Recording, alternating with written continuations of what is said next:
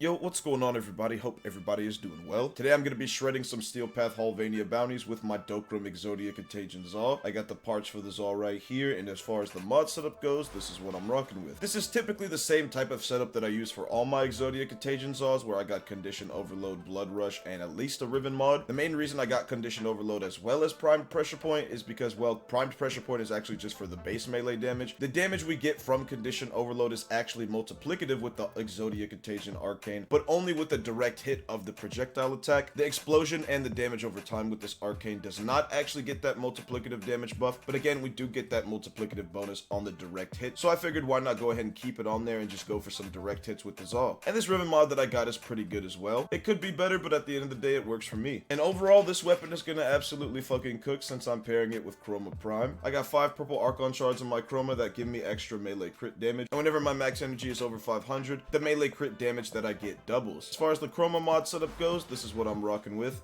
This is my typical Chroma mod setup that I always use. I do have another build that's pretty much the exact same thing, except instead of Primed Flow, I have Vigorous Swap, as you can see right here. And instead of Arcane Energize, I got Arcane Battery. And you could argue this would be much better due to the crit chance I actually get with this weapon. But at the end of the day, I'm just going to go with this Nourish build because, again, we're going to be doing great damage regardless. And the fact that I could potentially do even more just shows you how amazing the Dokrahm Exodia Contagions are when you pair them with Chroma. With all that being said, I think it's time we go ahead and get started with a bounty. I will be doing the Steel Path Exterminate bounty because this is actually the highest level bounty out right now. So let's go ahead and get started. To make use of the Condition Overload mod, I will also be using my Kuvanukor. Here's a screenshot of the build that I'm actually using for my Kuvanukor. I forgot to talk about it earlier when I was going over mod setups. But thanks to this status primer weapon, not only can I build up my Fury buff pretty easily, but thanks to all the statuses we're applying with this weapon, the damage we're going to be able to do with the Zaw is quite nice. Alright, now my Fury buff is built up all the way, so I can start throwing out the Exodia Contagion Zaw and doing some damage. And ladies and gentlemen, it's not like with this Dokrahm Zaw I'm doing the craziest amount of Zaw damage at the end of the day, but it's still enough to get the job done, no problem. Pairing a Zaw with Chroma is already a good enough combo in itself, but in my experience there are so many ways you can actually make Zaws really broken. Compared to my other Zaw builds, this one is much more casual. Not worried about doing the most damage at the end of the day, but just enough to get rid of any enemy that I need to. But even with that, there are some enemies like this that will still not take as much damage. Regardless though, it doesn't matter at the end of the day. The moment I get my Fury buff back, I could just start cooking with the Zaw, no problem. And it's really as simple as just making sure you can stay alive in any of these mission types. Once you know you have a build that's good enough to stay alive in these Steel Path Hollvania bounties, having a weapon to cook these enemies is not difficult at all. Obviously, just running in with the Exodia Contagion Zaw by itself isn't the most efficient strat at the end of the day, which is exactly why I recommend bringing something like the Kuvanukor, or at least a status primer in general. Once again, you will find enemies like these Dedicants right here that are actually really fucking tanky. So in comparison, this Eximus unit right here will take much more damage compared to that extra skull. Wait, was that? Wait, how much damage was that? Was that 2 billion?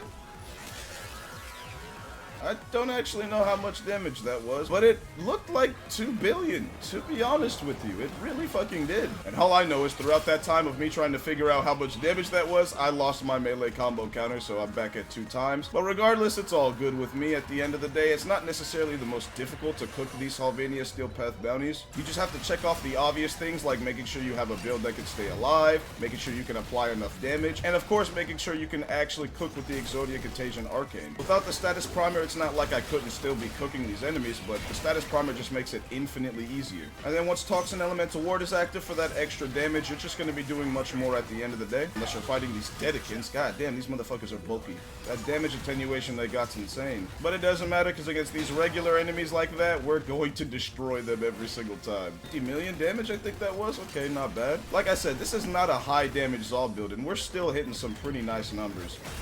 And again, I'm pretty sure that was 2 billion earlier. I'm sure in the video, I've already gone back in the editing software and found out if that was 2 billion or not. But regardless, you guys see the potential with the Zaw. And again, this is all without Wrathful Advance or the Madurai Operator School that gives me that 1000% damage buff for 8 seconds. Just a casual Zaw build that I like to bring through mission types when I feel like using a different type of Zaw than the ones I normally use. But I think the one I got right now is still pretty decent. I mean, you can see the results for yourself. And that God tier status primer definitely helps this weapon as well. And yeah, ladies and gentlemen, just like that, we are already done with the bounty. Feel free to let me know what you guys think of this Zaw build down in the comments. I got a few ideas for Zaw builds with different Warframes other than Chroma that I definitely plan to make here in the near future. But today I figured I'd go ahead and make a video on the Dokrahm Zaw in this Steel Path Hollvania bounty because I haven't actually brought the Dokrahm Zaw through these bounties yet. But no doubt, it definitely ended up cooking those enemies, no problem. And to be honest with you, it doesn't really matter the type of Zaw. Chroma with an Exodia Contagion Zaw is just already broken, and that is literally my favorite combo in the game. And it's nice to see that even in the Steel Path Hollvania bounties, we could still shred those enemies, no problem. Before this video ends, real quick, just wanted to say thank you guys so much for all the support on the channel. And yeah, guys, that's gonna be it for me. Keep your head up, stay positive, and with that being said, thanks for watching.